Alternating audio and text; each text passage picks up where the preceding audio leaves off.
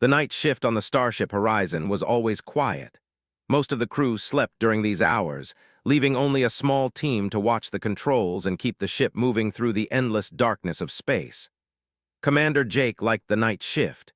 It gave him time to think, to drink his coffee in peace, and to watch the stars drift past the large window at the front of the bridge. Jake was a tall man with broad shoulders and tired eyes. He had been serving in the Earth fleet for 15 years, and every one of those years showed on his face. His hair was starting to turn gray at the edges, and there were lines around his eyes that came from too many sleepless nights and too many difficult decisions. But his hands were steady, and his mind was sharp, and that was what mattered out here in the black void between stars. The bridge was dim, lit only by the soft glow of computer screens and the distant light of a nearby nebula that painted everything in shades of purple and blue. Ensign Lucy Park sat at the communications station, her fingers moving slowly across her keyboard as she monitored the dozens of channels that the ship was always listening to. She was young, barely 25, with black hair cut short and a serious expression that made her look older than she was. At the navigation station, Lieutenant Chris was running routine checks on their course.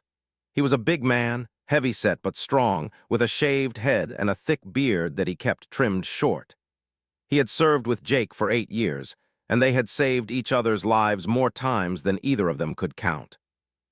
The ship hummed quietly around them, the sound of engines and life support systems creating a constant background noise that the crew had long since stopped noticing.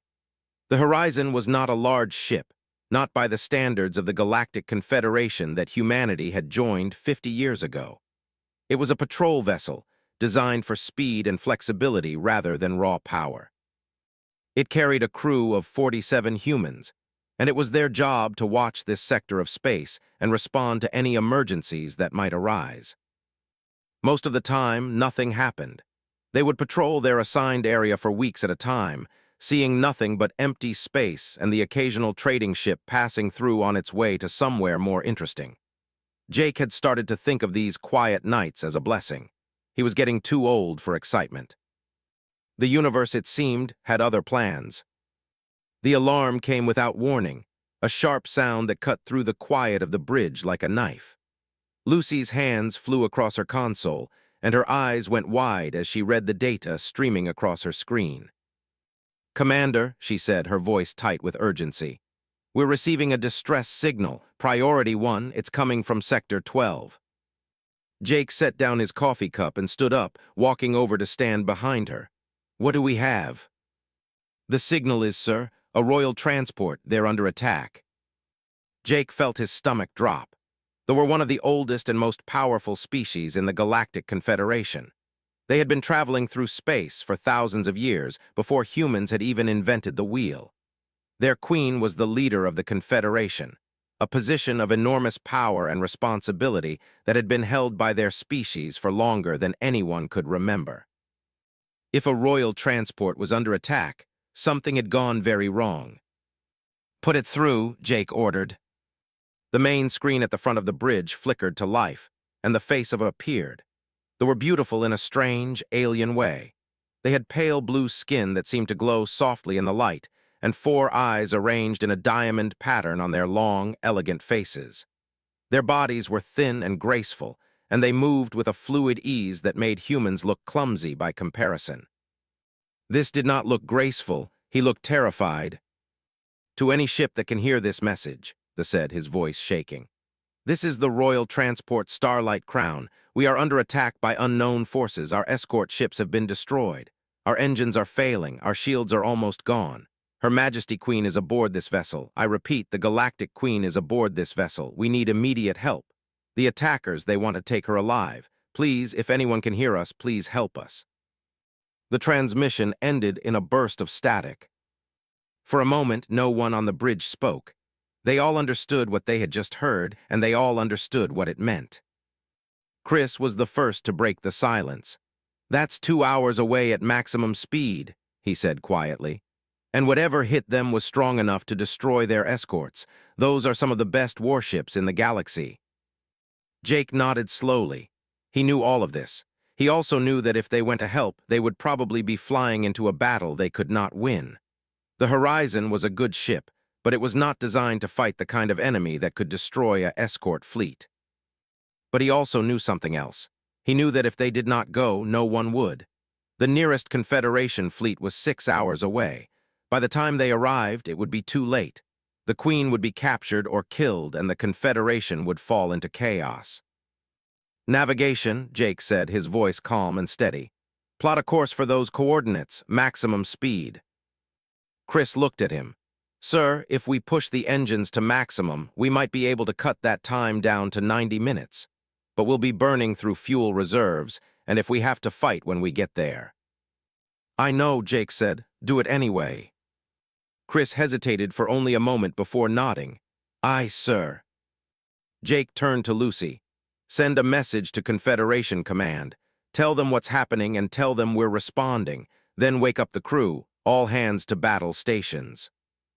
Lucy's fingers moved across her console. Yes, sir. Jake walked back to his chair and sat down, feeling the ship shudder beneath him as the engines powered up to their maximum output. He watched the stars on the begin to blur as the horizon accelerated, pushing itself faster and faster through the void. Behind him, he heard the doors open as crew members began to arrive on the bridge, called from their beds by the alarm. They took their positions quickly and quietly, their faces serious as they understood the situation. Within minutes, the bridge was fully staffed. Jake looked around at his crew and felt a surge of pride. These were good people, brave people. They had signed up to explore the stars and protect the innocent, and now they were about to be tested in ways that none of them could have imagined. Attention all hands, Jake said, his voice carrying through the ship's communication system. This is the commander. We are responding to a distress call from a royal transport. The Galactic Queen is aboard and she is in danger. We are the only ship close enough to help. I won't lie to you. The enemy that attacked them was strong enough to destroy an entire escort fleet. We are one ship and we are outmatched, but we are also human, and humans don't abandon people who need help. We don't calculate the odds and decide it's too risky. We do what needs to be done and we deal with the consequences later. That's who we are. That's what makes us different. So get ready. We're going to save the Queen. He cut the connection and leaned back in his chair. Across the bridge, he saw his crew exchange glances. Some of them looked scared. Some of them looked determined. All of them looked ready. That was enough. The Horizon raced through space, its engines straining against the limits of their design. In the engine room, Chief Engineer Maria watched the readouts with growing concern.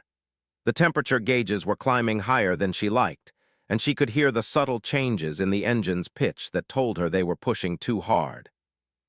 Maria was a small woman with dark hair streaked with gray and hands that were permanently stained with engine grease. She had been working on starships since she was 16 years old, and she knew the Horizon better than anyone. She knew exactly how much the engines could take, and she knew they were getting close to that limit. "Come on, baby," she muttered, placing her hand on the warm metal of the engine housing. "Just a little longer. Just hold together a little longer." Her assistant, a young man named Danny, looked up from his own station. "Chief, the temperature in Reactor 2 is approaching critical if we don't slow down." "I know," Maria said, "but we can't slow down. The commander needs us to get there fast, so we're going to get there fast. Just keep an eye on those readings and pray." Danny nodded and turned back to his console. He was new to the ship, only 6 months out of the academy, but he had already learned the most important lesson about serving on a human vessel. When the situation was impossible, you didn't give up. You found a way to make it possible.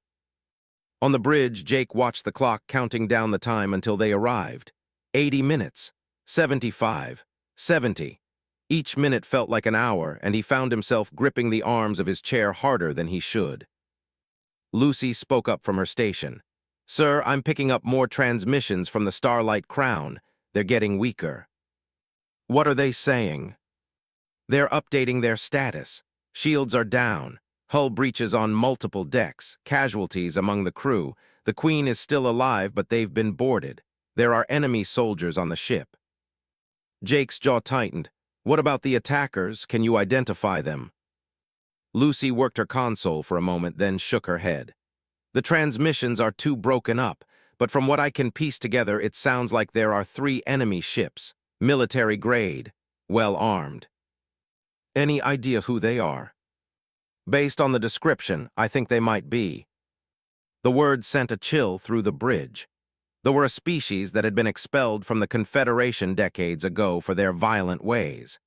They had refused to follow the peace treaties, refused to stop raiding other species for slaves and resources. When the Confederation had tried to force them to comply, they had fought back with brutal efficiency. Eventually, they had been driven out, forced to live on the edges of civilized space. But they had never stopped being dangerous. They survived as mercenaries and pirates, selling their skills to anyone who could pay. They were ruthless, skilled, and completely without mercy. Someone hired them, Jake said quietly. Someone hired them to capture the Queen. But who would do that? Chris asked. And why? I don't know, but we can figure that out later. Right now, our job is to get to that ship and stop them. The minutes continued to tick by. 60, 50, 40. In the medical bay, Dr. Cole was preparing for the worst. She had set up extra beds and laid out all of her emergency supplies. She had trained her staff on how to treat patients, since their biology was different from humans in several important ways. And she had tried to prepare herself mentally for what was coming. Was a tall woman with red hair that she kept tied back in a practical bun. She had soft features and kind eyes, but there was steel underneath that gentle exterior. She had served as a combat medic before becoming a ship's doctor, and she had seen more death and suffering than anyone should ever have to see. Her assistant, a young nurse named Emma, came to stand beside her. "Doctor, how bad do you think it's going to be?" Thought for a moment before answering. "Bad. The enemy has already boarded the ship, which means there will be wounded on both sides, and if we have to fight our way in, we'll have casualties of our own." "Are you scared?" Smiled slightly. "Always, but being scared doesn't mean you stop doing your job. It just means you're smart enough to understand the danger." Emma nodded slowly. "The commander really thinks we can do this. Save the Queen, I mean." "The commander thinks we have to try. And that's the thing about humans, Emma. We don't wait for the odds to be in our favor. We see someone in trouble and we help. It's not always smart. It's not always safe, but it's who we are." "Is that why the other species call us reckless?" Smile widened just a little. "Yes, they call us reckless because we take chances that no one else would take. They think it's a weakness, but I think it's the best thing about us." The ship shuddered slightly, and Emma grabbed the edge of a bed to steady herself. "The engines are struggling." "They'll hold. Maria won't let them fail." As if in response, the communication system crackled to life, and Maria's voice came through. "Bridge, this is engineering.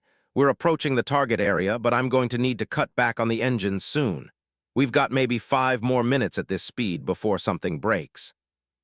Jake's voice responded. "Understood, Chief. We're almost there. Just give us everything you've got." "You've got it, Commander." The line went silent, and Emma looked at with wide eyes. 5 minutes. 5 minutes, agreed. Let's make sure we're ready. On the bridge, the tension was almost unbearable. Everyone was watching waiting for the first glimpse of the battlefield ahead. Jake sat perfectly still in his chair, his eyes fixed on the stars that were slowly coming back into focus as the ship began to decelerate. And then they saw it. The Starlight Crown was a beautiful ship, or at least it had been. Now it was a broken wreck, drifting through space with fires burning along its hull and debris scattered around it like fallen leaves.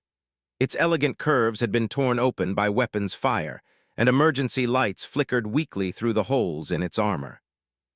Around it, like wolves circling a wounded deer, were 3 ships.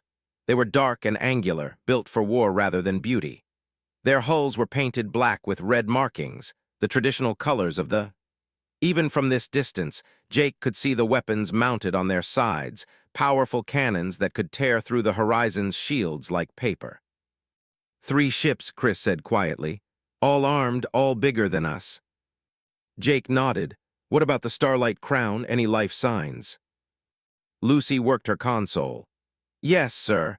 I'm detecting multiple life signs, both and It looks like the fighting is concentrated in the central section of the ship. That's probably where the Queen is. Can we dock with them? Maybe. There's a lot of damage to their hull, but I think I can find a section that's still intact. It'll be rough, though. Do it. Chris, I want you to take us in fast and hard. Don't give the time to react. Chris looked at him with something like disbelief. Sir, if we go in fast, we won't have time to maneuver. If they open fire, they won't expect us to be so aggressive. They'll think we're going to hang back and try to negotiate. By the time they realize what we're doing, we'll already be docked. And if you're wrong? Jake met his eyes. Then we die, but at least we'll die trying to do the right thing. That's more than most people can say. Chris held his gaze for a long moment, then nodded slowly. Aye, sir, taking us in.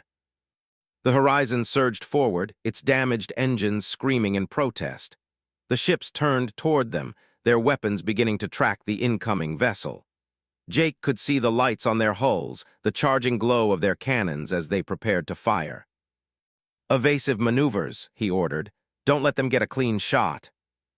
Chris's hands flew across his console, and the Horizon began to dance through space, rolling and twisting to avoid the incoming fire. The first shots went wide, screaming past the in-streaks of red light. The second volley came closer, and Jake felt the ship shudder as one of the blasts clipped their shields. Shields at 70%, Lucy reported. Keep going. The distance closed rapidly. 1,000 meters, 500, 200. Brace for impact, Jake shouted. The Horizon slammed into the docking port of the Starlight Crown with a grinding crash that threw everyone forward in their seats. Metal screamed against metal, and sparks flew as the two ships locked together. For a moment, Jake thought they had miscalculated, that they had hit too hard and damaged both vessels beyond repair. But then the docking clamps engaged, and the Horizon held firm. We're attached, Lucy said, her voice shaking slightly. The airlock is sealed. Jake was already on his feet. Security team with me. Dr. Cole, be ready to receive wounded. Chris, you have the bridge. If those ships try to pull us off, give them everything we've got. Yes, sir. Jake grabbed a weapon from the locker by the door and checked its charge. It was a standard pulse rifle, capable of punching through light armor at close range. He had hoped he would never have to use it again, but hope was a luxury he couldn't afford right now. The security team was waiting for him at the airlock. There were 6 of them, led by Sergeant Warren. Was a big man, even bigger than Chris, with arms like tree trunks and a face that looked like it had been carved from stone. He had been a soldier before he joined the fleet, and he still carried himself like one. What's the situation, Commander? He asked. The Queen is somewhere in the central section of the ship. They have boarded and are fighting their way toward her. Our job is to get to her first and get her out. And Jake's expression hardened. We stop them, whatever it takes. Nodded grimly. Understood, sir. The airlock opened with a hiss, revealing a corridor filled with smoke and flickering lights.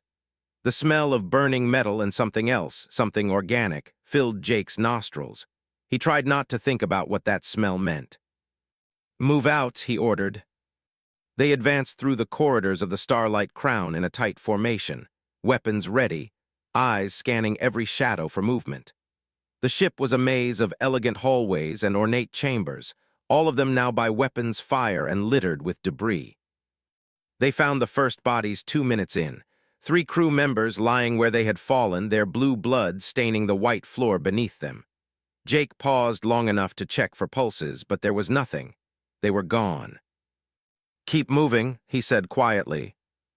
The sounds of fighting grew louder as they approached the central section.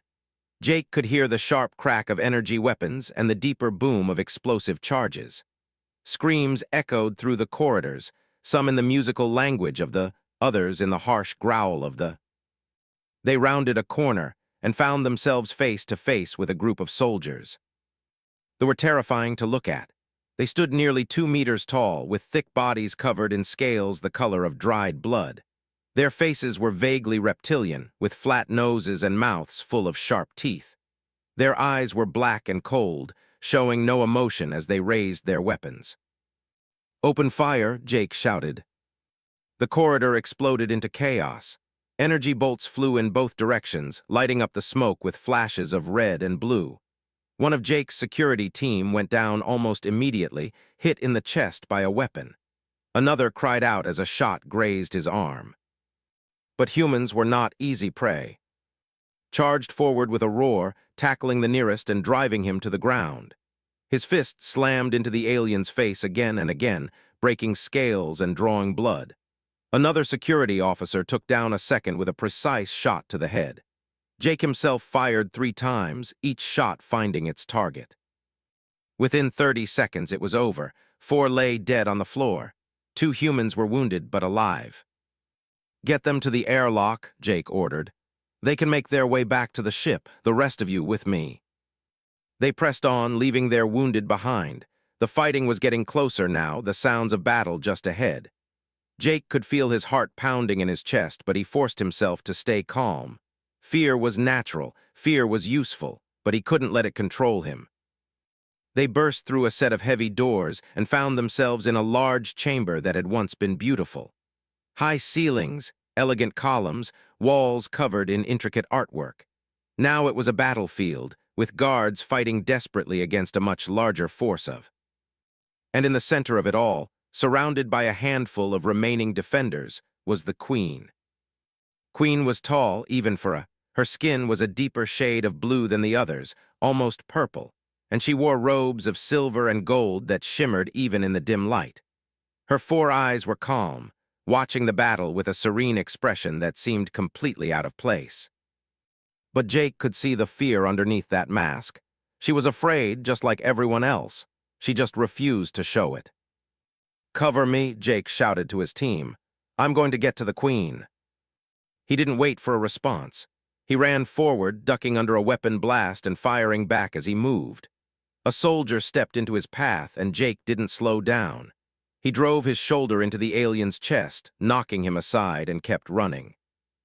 He reached the Queen's position and dropped into cover beside her guards. They looked at him with surprise, clearly not expecting a human to come charging into the middle of their battle. "Your Majesty," Jake said, breathing hard. "I'm Commander Jake of the Earth vessel Horizon. We're here to get you out." The Queen turned her 4 eyes toward him. Up close, she was even more impressive than he had expected. There was a weight to her presence, a sense of power and age that made him feel very young and very small. "You came," she said. Her voice was soft but clear, cutting through the noise of battle like a bell through fog. "We sent the distress signal, but we did not expect anyone to answer, not in time. We came as fast as we could. Your ship is small, your crew is few. How do you expect to succeed where my entire escort fleet failed?" Jake met her gaze without flinching. "I don't know if we'll succeed, Your Majesty, but we're going to try. That's what humans do." Something changed in her expression, not quite a smile, but something close to it. "Yes," she said quietly. "I have heard this about your species, the reckless ones they call you. I always thought it was an insult, but perhaps I was wrong." A weapon blast struck the pillar they were hiding behind, showering them with fragments of stone. Jake ducked his head and waited for the debris to stop falling. "We need to move," he said. "Can you walk?" "I can do more than walk, Commander." The Queen rose to her feet in one fluid motion, and Jake saw that she was holding a weapon of her own. It was small and elegant like everything, but there was no mistaking what it was. A royal might be above common soldiers, but that didn't mean she was helpless. "Lead the way," she said. Jake nodded and turned to his remaining team. Was still fighting, holding off a group of with nothing but his fists and a broken piece of metal he had picked up from the floor. The other security officers were providing cover fire, keeping the enemy pinned down. Jake shouted, "We've got the Queen, time to go." Delivered one last devastating punch to the in front of him, then turned and ran toward them. The security team fell back in good order, maintaining a steady stream of fire as they retreated. The journey back to the airlock was even more chaotic than the journey in. More had arrived, drawn by the sounds of battle, and they were closing in from all directions. Jake's team fought their way through corridor after corridor, leaving a trail of bodies behind them. One of the guards who had joined them fell, cut down by a blade. Another was hit by a weapon blast that sent him spinning into the wall. But they kept moving, kept fighting, refusing to give up. They were halfway to the airlock when the ship shook violently, throwing everyone to the ground. "What was that?" Jake demanded, pulling himself back to his feet. His communicator crackled to life. Chris's voice came through, strained and urgent. "Commander, the ships are firing on the Starlight Crown. They're trying to break us loose. Can you hold them off?"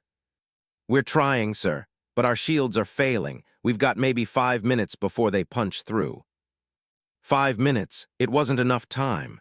The airlock was still at least 3 minutes away, and they were fighting for every step. Jake made a decision. "Chris, prepare to detach from the Starlight Crown." "Sir, you're still on board." "I know, detach anyway. Draw the ships away from the transport. We'll find another way off." There was a long pause. "Commander, if we leave, you'll be trapped." "If you stay, we all die. Do it, Chris, that's an order." Another pause, then quietly, "Aye, sir." The ship shook again as the Horizon disengaged from the docking port. Through a nearby window, Jake could see the human vessel pulling away, its engines flaring as it moved to engage the ships. He turned to the Queen. "Is there another way off this ship? Escape pods, shuttles, anything?" The Queen nodded. "There is a shuttle bay on the lower deck. If any of the shuttles are still intact, we might be able to reach it." "Then that's where we're going." They changed direction, fighting their way down through the damaged ship. They were everywhere now, swarming through the corridors like ants. But somehow, against all odds, they kept moving. Took a hit to the shoulder but kept fighting, blood streaming down his arm. Another security officer was killed covering their retreat, his body falling in the corridor behind them. The guards fought with desperate courage, knowing that their queen's life depended on them. And through it all, the Queen never faltered. She moved with them, fired her weapon when she had a clear shot, and never once complained or showed weakness. They reached the shuttle bay to find it in ruins. Most of the shuttles had been destroyed, either by the initial attack or by subsequent damage. But one remained, sitting in the far corner of the bay with its hull mostly intact. "There," Jake pointed. "Everyone move." They ran for the shuttle, covering the last few meters as fast as they could. Jake reached the door first and slammed his hand against the control panel. Nothing happened. "It's locked," he said. Pushed past him. "Let me." He drove his fist into the panel, smashing it open, and began pulling at the wires inside. Sparks flew, and the door groaned as it began to slide open. "Got it," said. They piled into the shuttle, dragging their wounded with them. Jake pushed past the others and reached the pilot's seat, his fingers flying across the controls as he brought the systems online. "Everyone strap in," he ordered. "This is going to be rough." The shuttle's engines roared to life, and Jake aimed them at the bay doors. They were closed, sealed against the vacuum of space. "Hold on," he said, and fired the shuttle's weapons. The doors exploded outward, and the shuttle shot through the gap into open space. Behind them, the Starlight Crown was coming apart, its hull finally giving way under the strain of the damage it had taken. Debris flew in all directions, and Jake had to fight to keep the shuttle from being struck. "Commander," the Queen's voice was calm, almost amused. "You are quite skilled at this." "Thank you, Your Majesty." "Also quite reckless." "So I've been told." He brought the shuttle around and searched for the horizon. For a terrifying moment, he couldn't find it. The ships were still out there, their weapons flashing in the darkness, and he feared the worst. Then he saw it, battered but still flying, weaving between the three vessels with a skill that seemed almost impossible. The horizon was damaged, its shields gone, its hull by weapons fire, but it was still fighting. Jake opened a channel. "Horizon, this is Commander. We have the Queen. Do you copy?" Chris's voice came back, filled with relief. "We copy, Commander. We're coming to get you." "Negative. They are still between us. You'll never make it through." "Then what do we do?" Jake thought for a moment.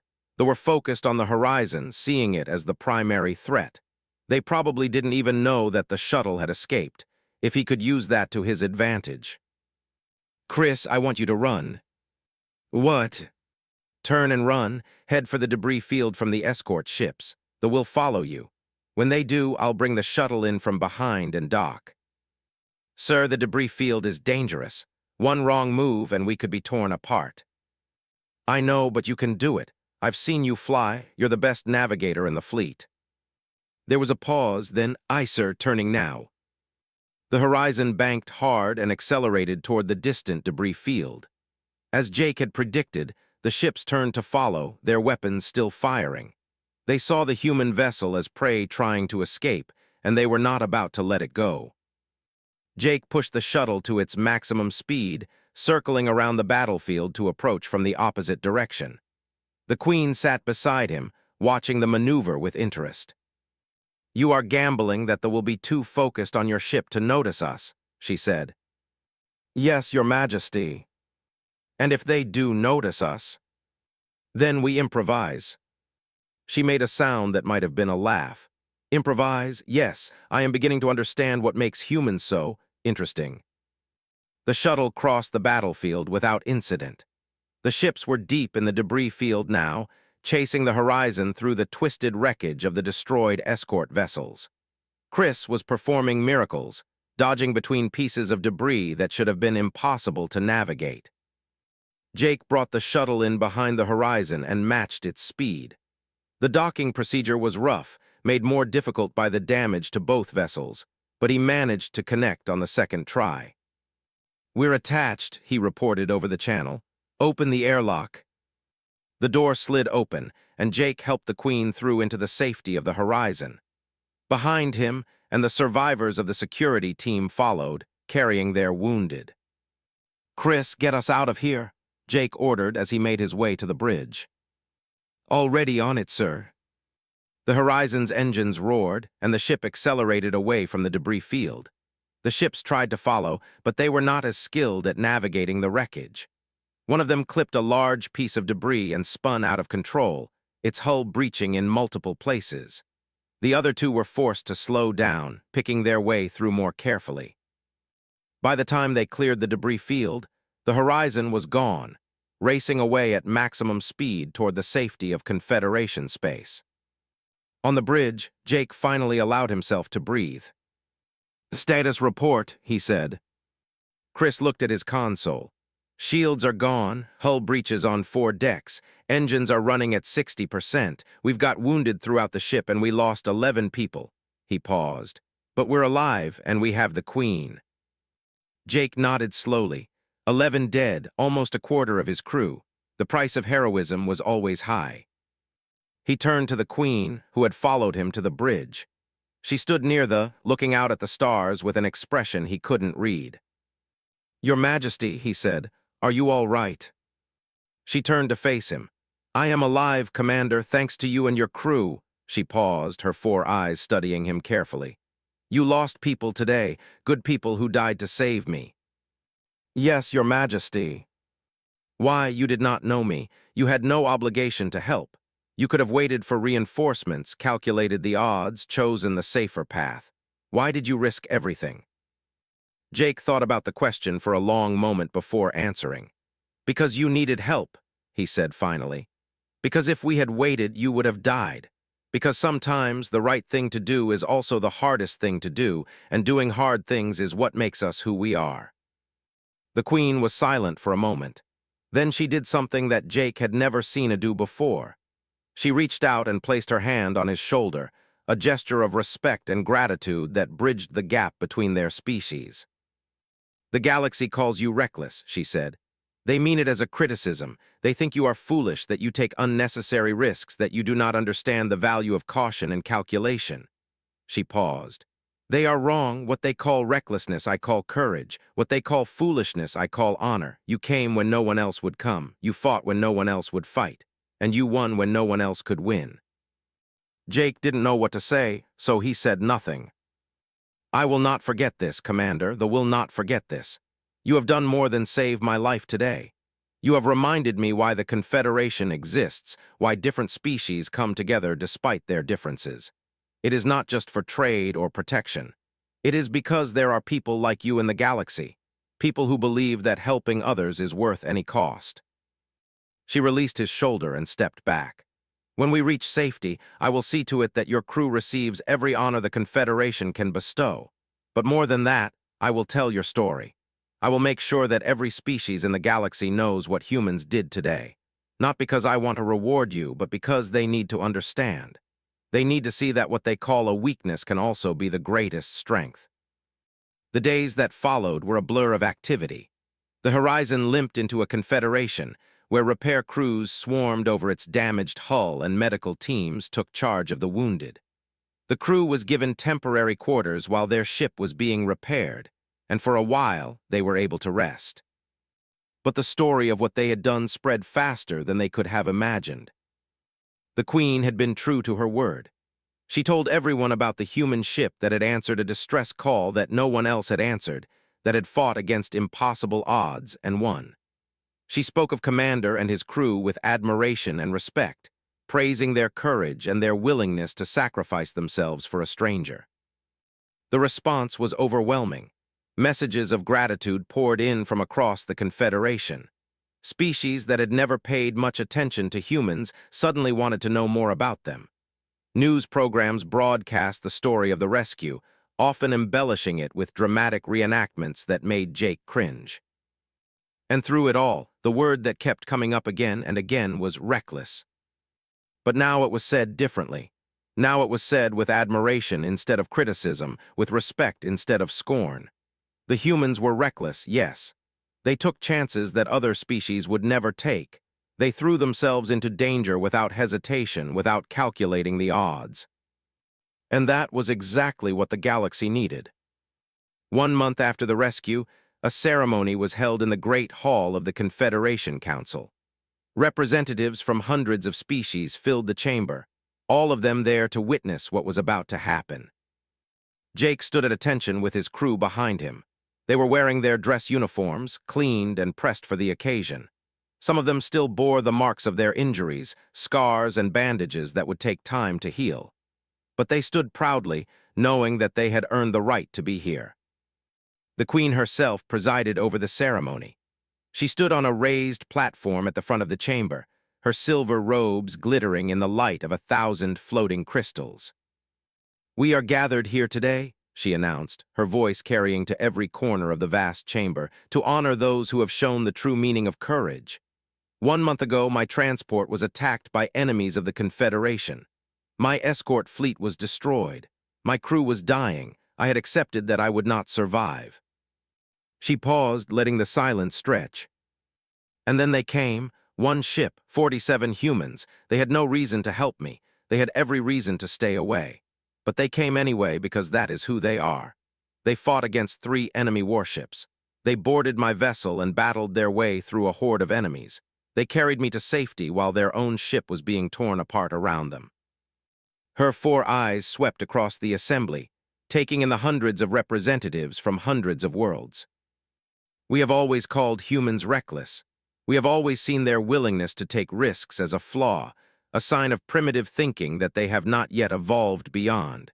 Today, I stand before you to say that we were wrong." The chamber was utterly silent. Recklessness is not a weakness. It is a strength. It is the ability to see what needs to be done and do it, regardless of the cost. It is the courage to act when others hesitate, to risk everything for what is right. This is what humans have. This is what they have always had, and this is why they are worthy of our respect. She turned to face Jake and his crew. "Commander Jake, please step forward." Jake walked to the platform and stood before the Queen. She reached into her robes and a small badge made of shimmering crystal. It was the Galactic Star, the highest honor that the Confederation could bestow. "For extraordinary valor in the face of overwhelming odds," she said, pinning the badge to his chest.